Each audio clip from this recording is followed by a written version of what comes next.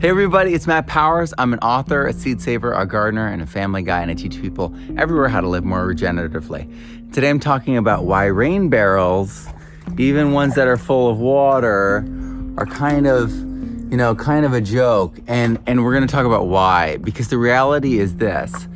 If you wanna save water for when it is dry out, then you're going to want to save it in a more efficient, larger format than a rain barrel. Because just in this light rain, you see that I filled up almost 3 barrels. If I had a more efficient system, I would. And in fact, I already did, because the other corners of the house, they actually are all separate and they're going to separate sources. So I'm capturing so much water as I do this.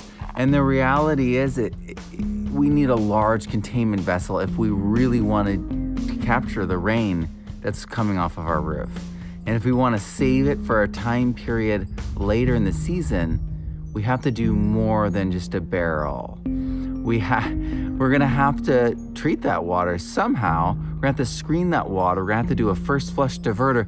We're gonna have to handle the water differently than just a barrel system. You're gonna wanna make sure that doesn't turn into a place where bacteria and fungi proliferate, or microbes that could be harmful, pathogens. You're gonna wanna make sure that that water, is ready for you when you need it. So you're gonna wanna keep it in a place that has large enough storage for it to be useful, and not just a wedding, just a few days here and a few days there of water.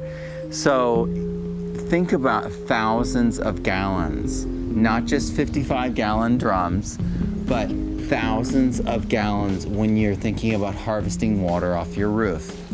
It's one of those things that looks good, that's cheap, that is easy to put in, but it's truly one of those fallacies that can catch you off guard, that can make you feel like, that I should have thought this one through.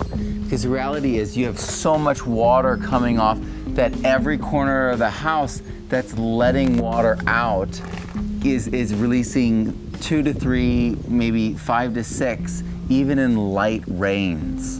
And we haven't had heavy rain here lately, and this is just one rain event.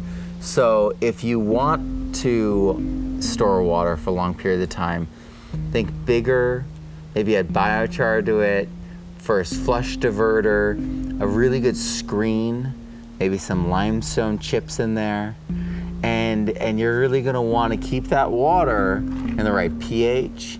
You maybe aerate that water and really, really keep it protected, keep it out of the light, keep it screened and all the openings covered. You don't want something like this, like here. But I just did this to demonstrate how much water there truly is that is going off the roof all the time, every time, even in a light rainstorm. So I hope this serves. I hope this helps people understand what a rain barrel really is. It's not much water, and for human consumption, for survival, that's one thing, but if you can really drink the water is another thing, right? So we want to make sure that we keep the water clean, we keep the water safe, we store the water in a way, and we take it in a way that allows for that over the long term.